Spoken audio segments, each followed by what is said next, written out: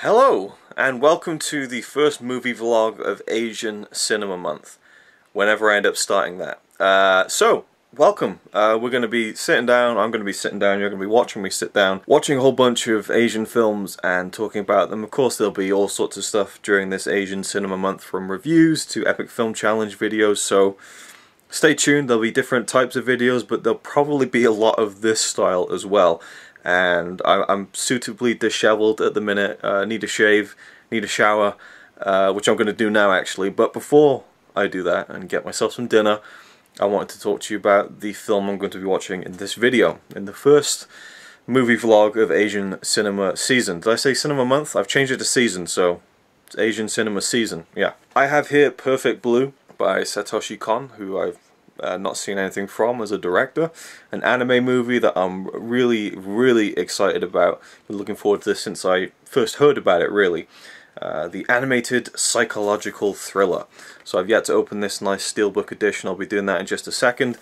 Popping the Blu-ray disc in, then jumping into the shower, cooking some dinner, and then I'll be watching this and talking about it and reacting to it, no doubt. Really excited for this one. It's been on the shelf for about a month now, and it's just, you know, just want to get to it, you know, so there we go. And in spirit of the anime-ness of this opening movie vlog for Asian Cinema Season, I have my singular Hayao Miyazaki t-shirt on, my Neighbor Totoro t-shirt.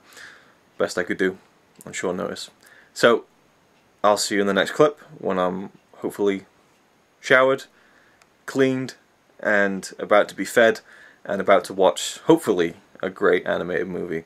An adult animated movie. Not that kind of adult animated movie, but, you know, a more serious. I mean, it's rated 18. I mean, holy shit. Let's have a look at the actual, yep, contains strong violence, nudity, and language. So, there we go. Holy shit, there's a lot of bonus features on this. Alright, it's only 81 minutes, so I mean, yeah, you can see kind of the bloody nature of one of the images on the back. So, there's a bit of a jumble already, but I'm looking forward to this, so here we go. Okay, so I'm ready to watch the film. I got my dinner ready, as usual, mostly. In these movie vlogs, I have some beef tacos. You've seen it before. You don't need to see it again, and I'm going to crack on with Perfect Blue. I believe it is about a pop star who decides to leave the world of music behind and become an actress. It's supposed to get very dark, very deep, so let's dive in.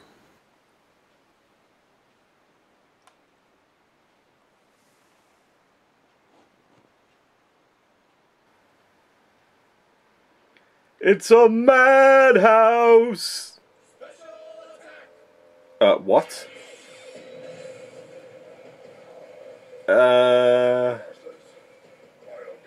Is this the right film? What's going on? Alright, I got the Japanese audio up, and of course, it is the movie, but Power-tron! Obviously, it's a movie within a movie, so there we go.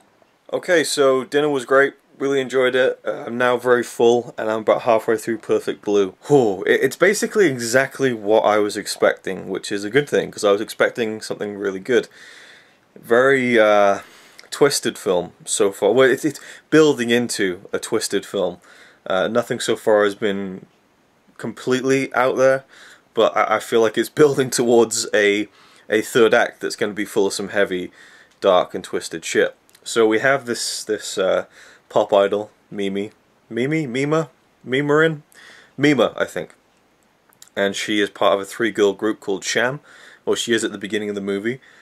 And she leaves the band that she's been in for a couple of years to pursue a career in acting, in full. She's done some drama stuff, but to be taken seriously as an actress, she needs to leave the band. And it's about like the idea of fame and image and success, and the politics that go on in the world of agencies, you know, and the people who, the managers, you know, who work to get the deals and the money and the profit. And she has a manager, and she's part of an agency, and they're saying she should do this and she should do that, and you get the sense that she just wants to be a singer, but she's being told that she should become an actress, and this is what's going to make her more money, and so on. And so she starts to get more into the idea of being an actress, but she's not getting much opportunity because of her background as a singer. So they give her some more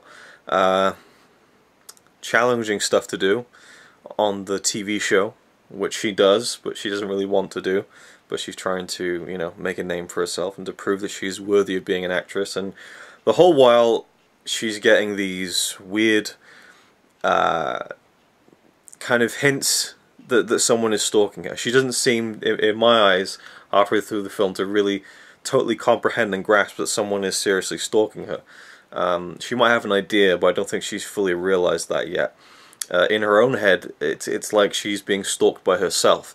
She's being stalked by this idealistic image of herself. Like, literally, she's seeing a double image of herself as this kind of perfect, kind of literally glowing pop idol, you know. And this version of herself is telling her she should go back to being a singer. So she's very much on the brink of sanity. You know, she's hallucinating. She's seeing these things, and she's just being dragged into this world inside her own head. And I love the way that this has been set up. I can't say the editing because it's all storyboarded out, but the transition from scene to scene, the way that this thing has been planned out and written and visualized is fantastic. You know, you'll have a scene where she's walking down the street talking to someone, and they're bothering her for, you know, for whatever reason. And then suddenly we hear cuts, and we're on a TV screen, and she's filming a scene from a show, and it will kind of, it'll subvert what you think is going on in the scene. It'll be something completely different. You know, there'll be these dream sequences that last like 10 seconds, and then suddenly you realize they're not real, and you're inside her head again. You know, she'll turn around, and suddenly, like, she's on stage, but, like, the movement of her turning is still matched, and so it's this weird kind of match cutting as well that really flows into the daydreams that she has, but also it'll move to different scenes that are real. So you're constantly questioning what's reality, and not in a confusing way, in almost a fun way. And she is very much being stalked by this guy who has just been so creepily rendered and perfectly realized as this stalker in my eyes. So I'm highly intrigued to see where the second half of this movie pans out, how it unravels, how dark it's going to get, you know, whether she's even going to make it out of this, because it's ramping up. The incidents that are happening that are related to kind of an obsession over her is getting a lot more serious, and I like how that's been slowly peppered in and filtered through the story so far. You know, it's I'm guessing this film was made in the 90s because it's kind of not pre-internet, but like, you know, early days of the internet. Like, she gets a computer and she doesn't know what the internet is really. She's just trying to figure it out. She doesn't really know. And there's a website that's basically someone pretending to be her, and a fake diary and so on. And at first she finds it funny, you know, oh, that's cool, you know, they know so much. How do they know so much? And she's gradually realizing how disturbing this is. So yeah, I love the art style. You know, it's the facial movements and stuff like that are quite simplistic, but the actual designs of the human characters are really kind of realistic and well done. They're not like overly exaggerated anime. They're a bit more realistic feeling, and it feels like an adult version of, you know, an anime. Well, I guess, you know, there's different types of anime, and it's kind of almost difficult to kind of just take all Japanese animation and call it anime. I mean, I guess it is in some way, and it depends how you want to define the term anime. But when you think of anime, you think of like these big flashing bright colors and over-exaggerated eyes and things like that. And then you have like the Studio Ghibli stuff, which is more fantastical and things like that. But this is just like a, you know, it has that feeling of Japanese animation from the way it looks, and obviously the Japanese setting and everything. But it's a more adult kind of feel to it, you know. Like you get in films like, say, Ghost in the Shell, Akira, that kind of style, which I really do enjoy. And I think it's really cool to see a film that is essentially this kind of unsettling, slowly building psychological thriller, but done in an animated film, because you usually associate animated films with things that are bright and bouncy and fun and colourful, kids movies, you know, adventures, fantasy. This is very much grounded in a true kind of setting and an adult setting, but it has that kind of the conventions of a, not a fantasy film, but, you know, you have these flights of visual flair that wouldn't really maybe fit in a real live action movie. So yeah, really enjoying it. Looking forward to checking out the rest.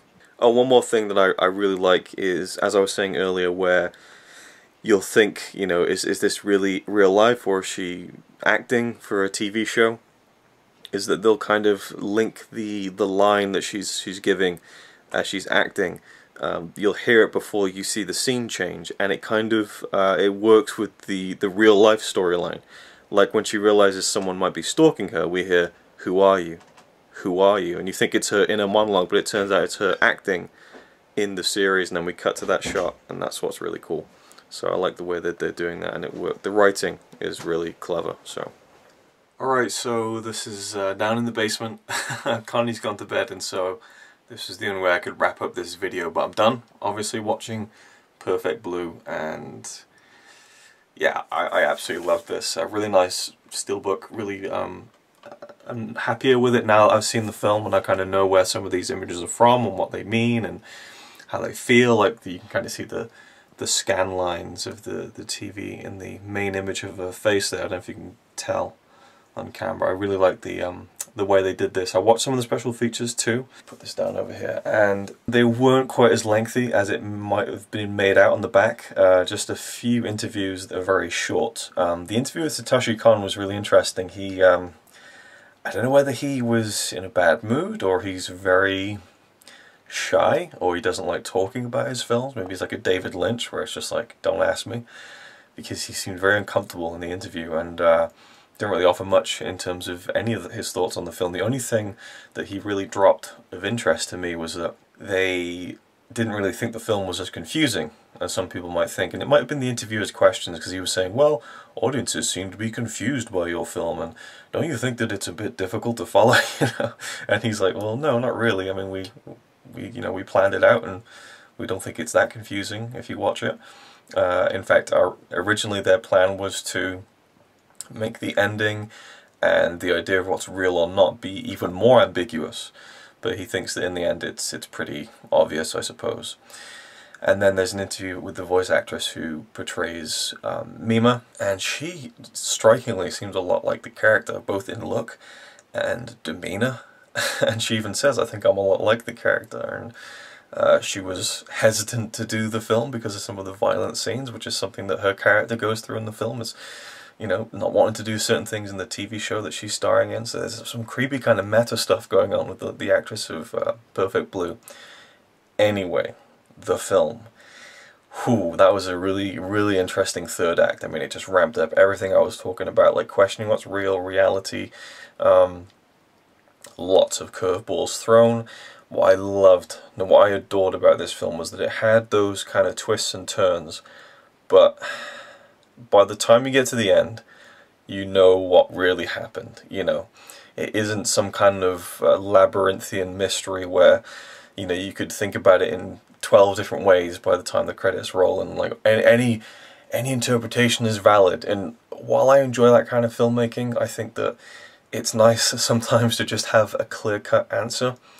And you could still probably watch this film and kind of have a bit of fun and say, well, I think this is what really happened. I think that plot, that idea, that twist could have been how it really happened. And I think that's valid too, but for me, I really appreciate the way that the film wrapped up, because really it presents you with at least two kind of major twists where it's like, this is what's been going on the whole time, and you're like, holy shit. And then it's like, oh wait, maybe it's not, you know. So I just loved the third act. It was so unpredictable, yet didn't feel like it was grasping for straws. I just loved the film completely. Huge fan of it. I mean, just a stunning film visually, and everything that I was saying earlier just played into it even more. You know, just the way the scenes would link and flow and throw you curveballs, and yeah, I'm just repeating myself at this point. So, Perfect Blue, stunning film, absolutely loved it. Yeah, that's about it really. I feel like I might do a more proper review of this actually at some point, maybe even during this month. Probably not, but you know, the thought is definitely there. I think I want to show this to Connie, I want to show this to other people, I want to watch it again. It's definitely become a new favourite as far as animated films go, but it might be a new favourite just generally. I mean, it reminded me of Black Swan a little bit, only, I don't know, maybe more effective. I was really, maybe the main character is a little bit 2.5 dimensional. Probably could have been a bit more depth with Mima, but then that's kind of part of you diving into her psychosis and her kind of losing grip on reality, and the idea of fame and image is played up a lot in the film, but also losing yourself in yourself, an ego in a lot of ways. But she seems like a character who doesn't have a lot of ego, but you know, it just makes it for a very intriguing, dark and disturbing watch, and yeah, I loved it from start to finish. Fantastic. So there we go. Thanks for watching. If you've seen the film, let me know your thoughts down below, and your thoughts on any other of Satoshi Kon's films. I know he's only done a few. I have Paprika, so I might get to that during this season of Asian cinema videos, but until then, I'll see you in the next one. It's alright by me. Apart from the fact he throws cans of Carlin into a tree. Yeah, he's really cool. Yeah, he's really cool. But he's not quite as cool as you.